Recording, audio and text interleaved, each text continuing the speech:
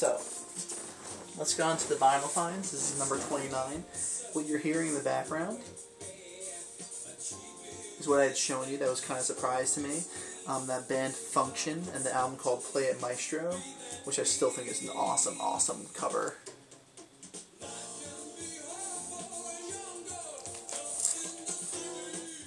On that label, Lamb and Lion, or Lion and Lamb. Lamb and Lion. Because I wanted you to hear like a Christian type of band on a Christian label, but not crazy. More about music. I just wanted you to hear it. So, I'll show you some stuff. First of all, this is from my last vinyl finds. I want to let you know that I was wrong about this. When I tossed it and said it probably wouldn't be work for me. Alan T.D. Wiggins, usually to Mr. Higgins. One Way. This album is actually really great. It's a worship praise album with saxophone player, and yeah, some great songs on here. Songs like There's a Fountain, You Must Be Born Again, Shirley, especially Shirley, He Died in Calvary. This sound was great. It's just a good record. So there's passion in it, and I finally sort of came on a really great night once to realize the passion of it. You know how that just happens sometimes. This is the only one out of this collection that I don't think I'm going to really be holding on to, unfortunately, so I want to get out of the way. It was a Christian album on the label. The label was pretty cool. The label was called Fontaine House, and I thought that was kind of interesting.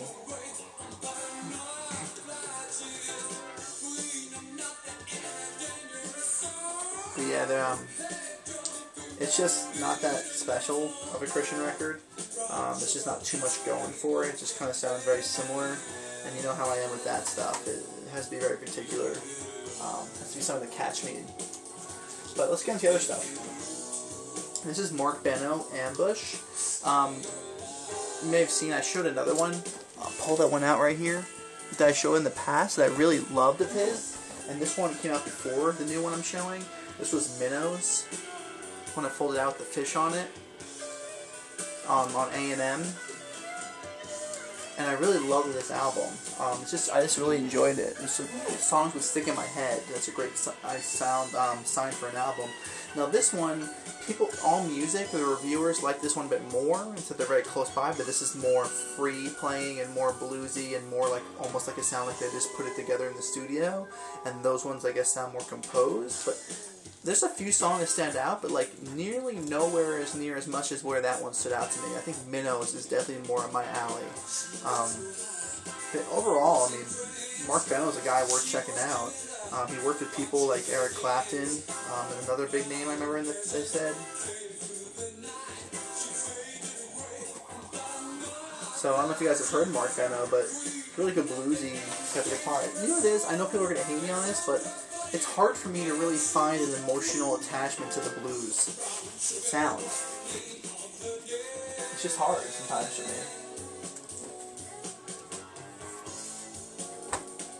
This was great. I need some more country. This is a good country album. This is Gene Watson, Reflections. I didn't know it was country until I got it, but I enjoyed it. It's on Capitol Records from 78, I think it was. Yep.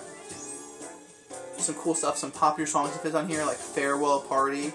He had 3 singles on here. Farewell Party, One-Sided Conversation, and Pick the Wildwood Flower.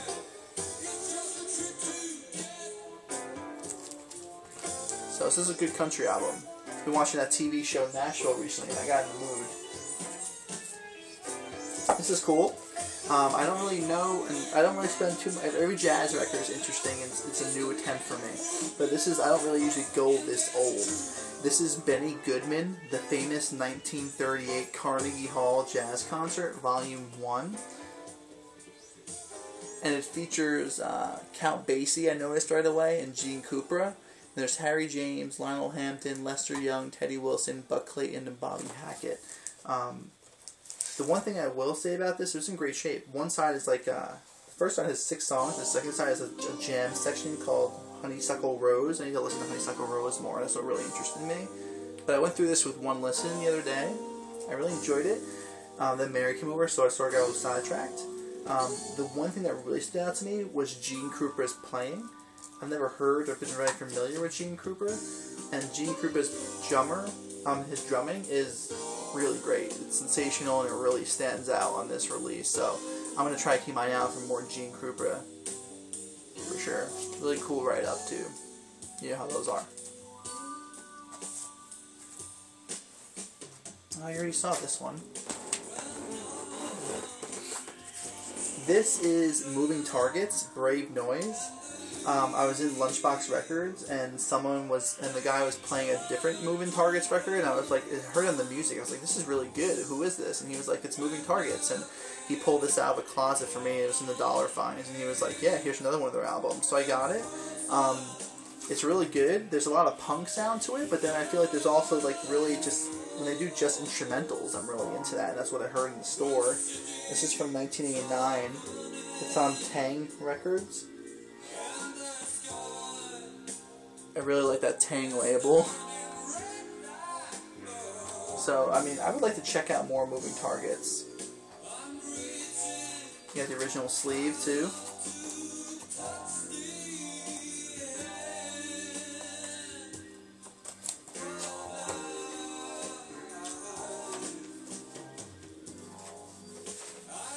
Hope you're enjoying the music from Function. I really enjoy this as well. This is really like lo-fi, very acoustic sounding. It just sounds like it was recorded like in a house or a basement type of situation. I've been a really big fan of it. I really like that music for like nighttime. This is a band called Refrigerator, and the album is called Anchors of Bleed. And it looked kind of interesting. Picked it for $1. And it's really cool. This was recorded in 1990. This came out and probably was recorded in 1995. I really like just picking up obscure stuff from the 90s. I've been coming to realize that I'm actually into that more than I thought I was. Like ones that you just don't see at all that have special labels for them, like this one does. It has like one side has the skeleton head of an animal. It says side 1, it says 1. And the other one says 2 with the roses. And this one comes with the lyrics. I really enjoyed the music, but the lyrics, they're the type of artist that's just kind of, it's just really hard to make out meaning of these lyrics, but they just work, and I believe that there are some artists that just make sound, that just use words that just go with the music, don't they have to have more meaning. It's almost like using the lyrics and the vocals as another form of instrument. But this is cool. I don't think anyone's going to really come across it unless you go online, but Refrigerator, Anchors of Bleed. This one was so overdue. I don't have to say much. I mean, it's just amazing. I showed it in Facebook in the group already. Dreamers of the Ghetto. Enemy Lover. Such a great album. And it's this album is one of those newer albums that is so great. First of all, 2012, awesome 2012 album. So great for vinyl release, like with specifics, where side 1 is definitely different from side 2, and side 1 has more of like the uplifting anthem. They're very good at anthemy rock, uplifting side, and side 2 is a great, like, just very gazy, very like repetitive type of sound. That's great. It's just very nightish, very good sleep album, very good going this late night type of side. I recommend checking out the songs Dark Falcons and Nighthawks. Nighthawks is a great freaking song.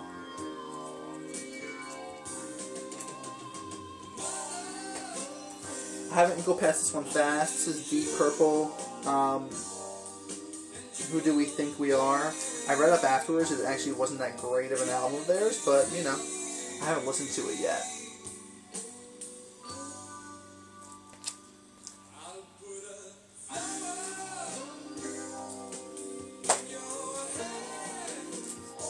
I had to get myself a copy. You know, I've seen this a lot. I really should own like a remastered. If anyone has Fleetwood Mac's Rumors on the original master, or that new release is. Let me know how it is. But I've known this album for years. It's like one of my father's favorite all-time albums, and it's such a great album. It really should be in everyone's collection. I knew somebody, well, I still know my buddy, and he said this once in college. I didn't really know much about it, but I don't think it's necessarily true. When people just try to hate on it and be like, oh man, like, Fleetwood Mac was so great pre-Stevie Nicks, like, I'm not saying they're bad, but like, Stevie's amazing and this album's incredible. Every song's a freaking awesome hit. So man, when they open up with Secondhand News, I get pumped. Mary never heard this album before, so I was just like, what? My whole family was like, really? What? So, it says a couple of scratches, but it plays just fine, and for $1, I need this in the collection. Rumors. Now, these last three are really great. Where's my time, anyway? I gotta sum this up quick. Do this the best I could. Executive Slacks, Fire and Ice. No, Brett, unfortunately, it seems like the guy that you know wasn't in the band this time. It was 3 people, John Young, Matt Morello, and Bob Bure. But man, these guys are good. There's some songs in here that are great. This is great Halloween music. It really is. Like, you know, you tell what the picture is even. But these guys are like a band from Philly in like the 80s, and they're just like very like, they're like on the wave, on like the merge of like new wave and punk and goth all together. Very industrial, it has like an industrial sound. And from 1986 from Philadelphia, they sound like what they look like. Side 2 is really freaking badass, like really badass. The only thing is they have a cover of that rock and roll song that you hear in hockey games, like do do do do, hey, do do do do, and it's probably the best version you're gonna hear of that song. But it's still kind of cheesy to have as a closing number. And if took one of the songs from side 1 and put it onto side 2 instead of that rock and roll, I think they'd have a perfect side.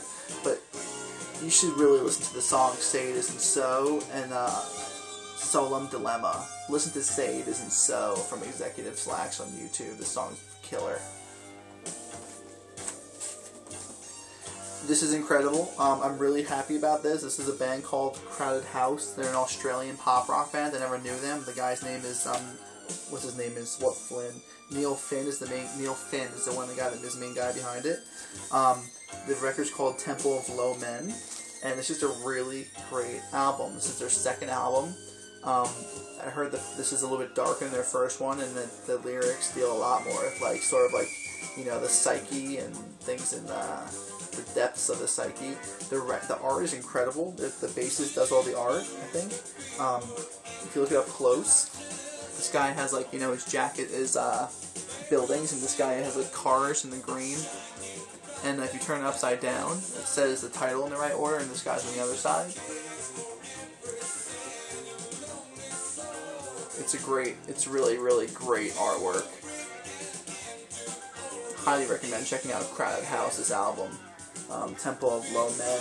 Check out songs like Feel Possessed, Into Temptation is great. Every song sort of like took a different type of turn with style and sound that really, really impressed me. Love the frickin' artwork, really do. And last but not least, so I'm going to do this sum up quick. This was killer. I'll tell you right now, I haven't heard any other re-releases or like, you know, when they put things out again from this band. And I'm going to be honest with you, I always have loved this group, and everyone here loves this group. And everyone always talks about one of their other particular albums that I do need to get into.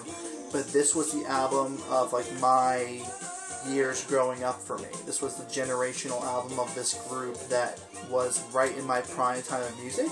So I was doing trades recently and was like, out of nowhere, I was like, that's the album I'm going to get right now. And it sounds unbelievable. If all this stuff on the vinyl sounds that great with this group and it's been put out, I'm gonna get a lot more into checking these out from the vinyl version. It sounds unbelievable on the vinyl. Such a great album. DC Boy Hella Nasty. Look at this packaging. This is killer.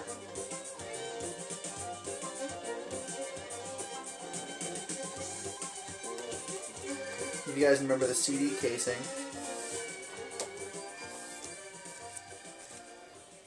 double album, it feels like it's like a 400 gram LP. I'll just show you one for now.